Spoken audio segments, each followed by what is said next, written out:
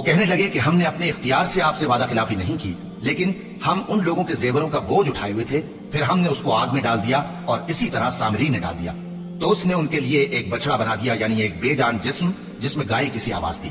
تو لوگ کہنے لگے کہ یہی تمہارا معبود ہے اور یہی موسیٰ کا معبود ہے، مگر وہ بھول گئے ہیں۔ تو کیا یہ لوگ نہیں دیکھتے کہ وہ ان کی کسی بات کا جواب نہیں دیتا اور نہ ان کے نقصان اور نفع کا کچھ اختیار رکھتا ہے؟ اور ہارون نے ان سے پہلے ہی کہہ دیا تھا کہ لوگوں، اس کے ذریعے تمہیں فتنے میں ڈال دیا گیا ہے، اور تمہارا پروردگار تو رحمان ہی ہے، تو میری پیروی کرو اور میرا کہا مانو۔ وہ کہنے لگے کہ جب تک موسیٰ ہمارے پاس واپس نہ آئے ہم تو اس کی پوجا پر قائم رہیں گے۔ پھر موسیٰ نے ہارون سے کہا کہ اے ہارون، جب تم نے ان کو دیکھا تھا کہ گمراہ ہو گئے ہیں تو تم کو کس چیز نے روکا تھا؟ یعنی اس بات سے کہ تم میرے پیچھے چلے آؤ، بھلا تم نے میرے حکم کے خلاف کیوں کیا؟ کہنے لگے کہ اے ماں جائے، میری داڑھی اور سر کے بالوں کو نہ پکڑیے، میں تو اس سے ڈرا کہ آپ یہ نہ کہیں کہ تم نے بنی اسرائیل میں تفرقہ ڈال دیا اور میری بات کو ملحوظ نہ رکھا۔ موسیٰ نے فرمایا تو اے سامری، تیرا کیا حال ہے؟